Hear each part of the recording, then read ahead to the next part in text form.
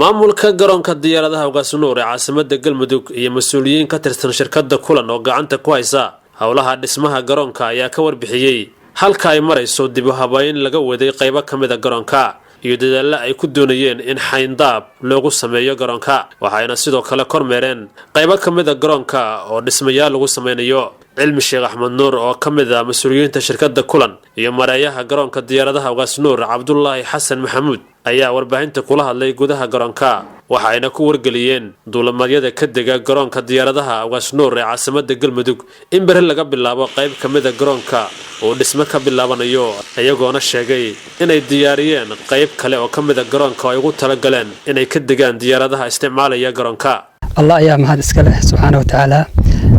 maanta oo Arbaca ah waxaa noo soo gabagabay kormeer qaatay 3 maalmood oo ay ku weheliyeen shirkadda KCM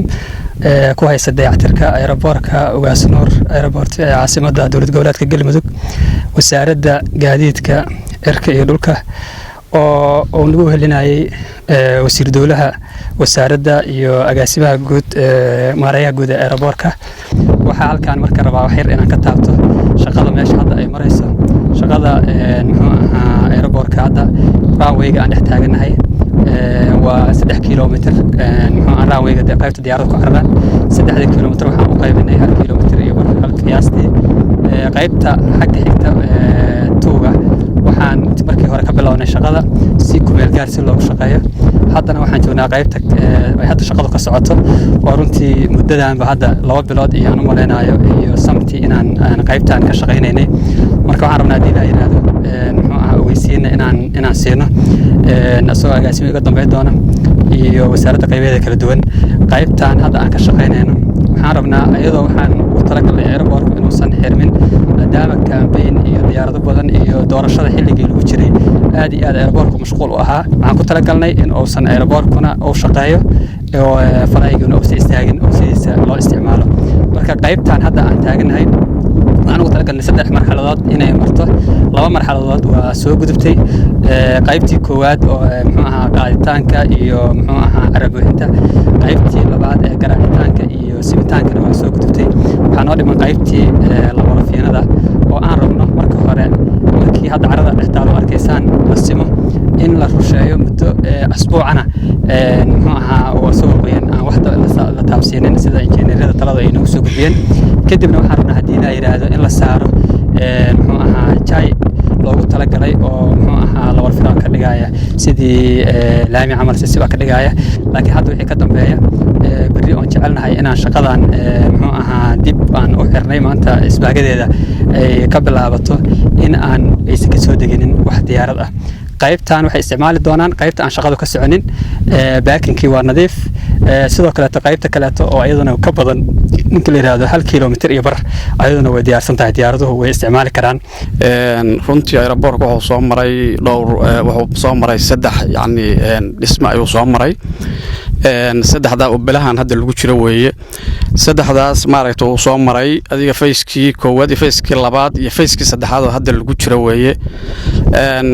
faysaskii hore runtii waxa weeye waxaan ku talagalnay in aeroboorku macnaha qaybuna ay shaqeyso maadaama uu dheer yahay oo 3 kiiloomitir oo yani nata uu yahay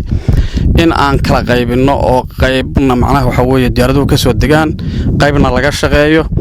qaybtaas macnaha laga shaqeynayo markii ay yani nadiif noqoto oo ay soo gabagabowdana yani qaybta kale loo wareego si macnaha waxa weeye diyaaradihiina u shaqeeyaan aeroboorkina dhismo u helo يعني bulshadana waxaan u sheegaynaa iyo shirkadaha diyaaradaha in ay yani ka soo degaan meesha laga shaqeynayo mooyana meesha kale inay ka soo degaan oo ay ka soo degaan dhinaca magaalada xigta inay ka soo degaan yani aeroboortka 1 iyo 2 ayaa loo isticmaalaa marka diyaaraduhu degayaan dhinacii macnaha 2ga ayaa hadda shaqadu ku jirtaa dhinaca 1ka marka inay ka soo degaan oo macnaha magaalada xaggeeda xigta diyaaraduhu inay ka soo degaan maanta wixii ka dambeeya in diyaaraduhu ay ka soo degaan magaalada dhinaca xigta inay ka soo degaan laakiin aysan maaragtay bahalkii muxuu ahaa meeshii shaqadii laga wado aysan meesha shaqada laga wado inay runtii ka weecdaan dhinacaasna ka soo degaan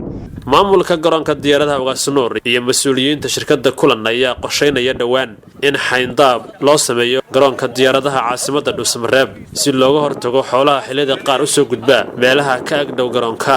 Aeroboortka magaalada Dhuusamareeb ee caasimadda Galmudug ayaa sanadihii dambe si fiican u shaqeynayay iyadoo maalin walba ay ka degaan diyaarado rakaab ah iyo kuwa kale oo ganacsi. ciidamo ka tirsan kuwa AMISOM iyo ciidanka ammaanka booliiska ee maamulka Galmudug ayaa ilaalo ka haya garoonka waxaana ammaankiisu yahay mid si weyn u sugan. Daahir Maxamuud Cabdi Daahir Yare, Dalka TV, Dhuusamareeb.